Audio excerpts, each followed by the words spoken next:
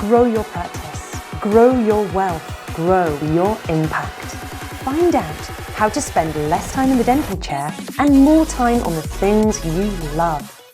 Welcome back to the Dental Wealth Podcast. Glad to have you back. Exciting times. I love this time of the year. I really want to talk about this idea of, somebody had just talked to me about this idea of financial accumulation and wealth, and I want to kind of hit on the topic for a moment. And I want you to think about kind of elementary understanding of wealth versus a more advanced understanding of wealth. And so let me kind of tell you what I mean by that. An elementary understanding is this idea of just focusing on accumulation, right? It's just accumulate. I just need to save, which, by the way, the financial industry loves to tell you, because that way they can make a lot of commissions off of you. And we've been scared and pushed into this idea if we don't save enough, oh my gosh, we're going to be on the streets. And so it works well for the financial industry, but I want you to hear what I'm about to say.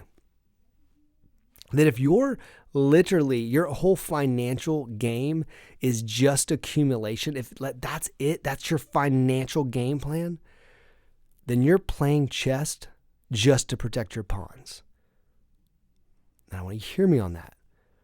That literally you're playing chess to protect your pawns, because you have no offense in that game. You're literally playing a game of defense. And I want you to think about this from a financial side for a moment, because this idea of not truly being active in our assets, not actually being active in our growth model. I mean, people end up putting money with advisors and they don't even know where it goes. And it ends up by the way, it doesn't, always have to be stocks. I just talked to a guy who invested in a headphone company in Switzerland, right? I mean, what does he know about a headphone company in Switzerland? And while it's more aggressive, I would give you, it might not be the smartest move, but here's what I want you to think about when it comes to wealth. What is your game plan when it comes to wealth? Is your game plan literally at this point where you're just like, well, I just hope to have enough to be able to retire, sweetie, right? I hope I have enough just to stop. And by the way, when you actually start thinking about wealth, like, the idea isn't to stop. The idea is to be able to control. I want you to think about that. The idea isn't to stop. It's to be able to control. And most of you that say, well, I want to be able to just stop. I just want to be able to stop. It's not true. It's not true. Matter of fact, if you want to take away the rest of your life, right? Retirement is the number one death sentence. And I've said that on this podcast. Because there's no purpose, there's no vision, there's no goal for your life. And so, by the way, that's a death sentence. And so what people think is, well, I'll start playing this game when I'm 65. Well, why start waiting until you're 65 to play the game? Play the game now.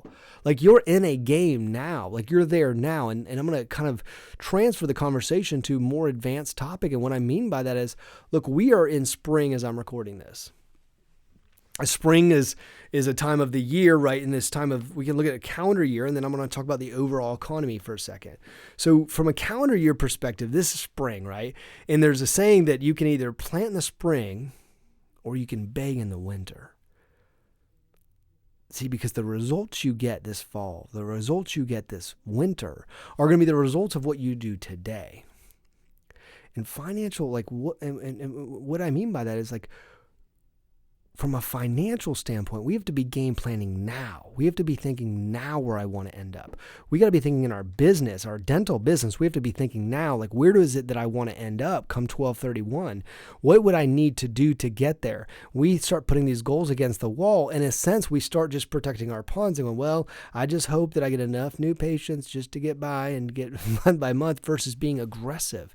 The guys that are moving it and the gals that are moving the needle are the ones that are all in. They're playing the game. And they're aggressive in their chest movements. They're aggressive in what they're trying to do. They're making things happen. But they're also intelligent, which is the other part of the conversation. And last podcast, what I talked about was spending time becoming educated and spending time becoming educated, whether it be about real estate or whether it be about your business or whether it be about markets. And so I want to kind of talk to push this conversation on. And I'm jumping on a few topics, and I could take one of these and just talk about a podcast, but I want you to hear me what I'm saying, because those of you that sit on this podcast and you think to yourself, well, I hope Eric tells me something that's going to make me really rich, right? I will, but it's not going to be that you need to put a bunch of money in bonds and hope that it just gets there enough for you to sit and watch the TV. See, there's a game being played right now. There's a really cool game if you watch it. And you got to be like part of the game and be active in the game. And what's the game? The game is the overall global economy right now. And if you think about it, what's happening, even in dentistry, you've got private equity firms coming in, and you've got massive amount of cash coming in. And how many of these private equity firms are just throwing money at all kinds of, I mean, I've seen businesses being acquired, dental practices being acquired at things that just don't even make sense. And we say, well, these are financial experts. They can't go wrong. They can't make a mistake. Well, how about Lehman Brothers? See, they're chasing the money too, but see that the problem is a lot of this, by the way, a lot of this DSO game is that they're trying to get enough practices together and sell it off before what happens. Like it's like this literally game of hot potato. And I'm going to tell you in a second how this relates to you and how you don't just protect your pawns, but you start actually making moves. So we start actually looking at this for a minute and say, hey, dental wealth is, let's play in our industry. Let's play in what we know. Let's get active in what we know, which is this industry right now.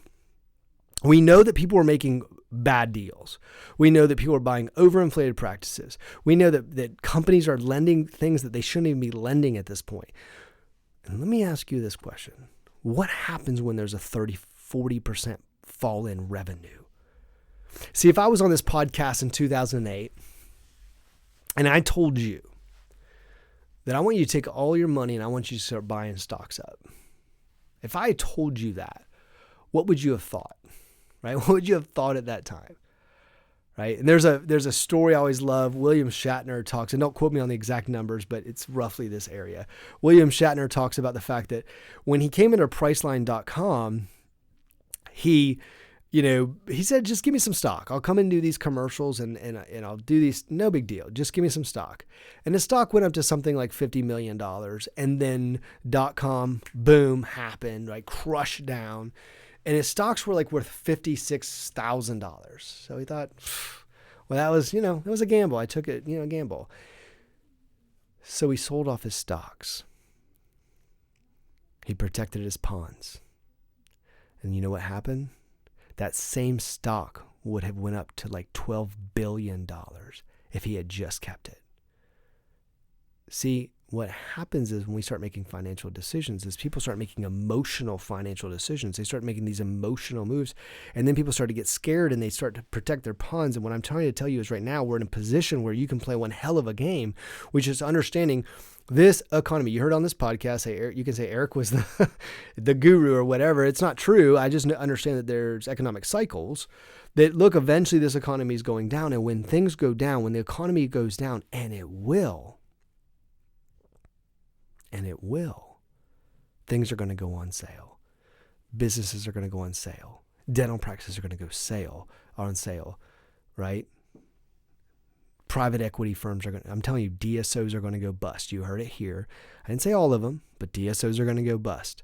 And I'm telling you, and I tell you this from a positive place. So if you're just thinking on the sideline right now, well, I just make sure my financial advisor gets such amount so that I can eventually retire, you're making a gigantic financial mistake. If it were me, I would be positioning myself. As a matter of fact, I am positioning myself. What are you positioning? How many people are buying at the highest rates right now? We buy what? Low, and we sell high, but everyone's buying right now, which is really high. Now, when I bring this topic up, the next thing that people say to me right away is, well, when's it going to go down? I'm going to make sure that I let you guys know that if I knew exactly when it was going to go down, I would be a multi-billionaire overnight. And so I don't know exactly when, and nobody does either, right? I'd be an options trader, right? I don't know when it's going to go down. But this is the longest running bull market in the history of this nation. It's going to stop at some point. The question, are you protecting your pawns, Are you moving your queen? Are you making things happen? Are you putting your knight in the position it needs to be in? Are you looking for the key moves that are going to help you position you in the next economy? Because there's two things you have to manage. You have to manage today's economy and today's wealth and today's position, and you've got to manage the future position, where you're going to be down the road, where you want to be down the road. Wealthy people get wealthy because they buy things right. And by the way, I've talked about in this podcast, but I'm hitting you guys again and letting you know, like if you're playing this pure defensive position, and by the way, if you're thinking at this point, hey, this guy just wants me to become wealthy, you're right. And if it's just a game of accumulation and retiring and staring at the walls, you've probably eliminated yourself from this podcast at this point anyhow. Because I believe we can do great things in this world, but we've got to make smart decisions. And I would tell you and encourage you from a wealth standpoint and say, how am I utilizing my dental practice in spring right now so I can maximize my position in the fall, in the winter? What am I doing right now to maximize my capital position so that when things change, I'm in a good place? What am I doing with my cash flows and making sure I'm not spending every dollar that comes in so that I know my cash flows are where they need to be, my cash positions where I need to be? If you lost 30% in revenues tomorrow, what would you do? And so you think, well, the bank wrote me this note, so there's no way they'd let me go under. Go back in 2008 and check again. Right? And yes, the default rate's low for dentists, but I'm going to ask you a question. What does your cash position look like? And I'm not talking about accumulation for saving. I'm talking about accumulation for preparation, completely different. One is a position of scarcity, and the other is a position of abundance. And we know that people become millionaires and billionaires because they have a mind of abundance and not scarcity. What are you doing to position yourself? How many used pieces of equipment are going to come up because the fact that dental practices went under? I mean, how many things are going to become available and buildings are going to become available? And guys, I'm telling you, you're going to listen to this podcast 2, 3, 4 years from now, whatever the time. And like, man, I wish I had listened to him then. I'm telling you, you got to start moving your pieces. You've got to start making key strategic decisions. Guys, if you haven't heard me at this point, I'm telling you, then you better know that I am. And the clients that I work with are. You've got to be making those moves and being ready and positioning yourself. So I want you to think about yourself. Are you just in the state of accumulation because your financial advisor told you to and that he or she makes a commission?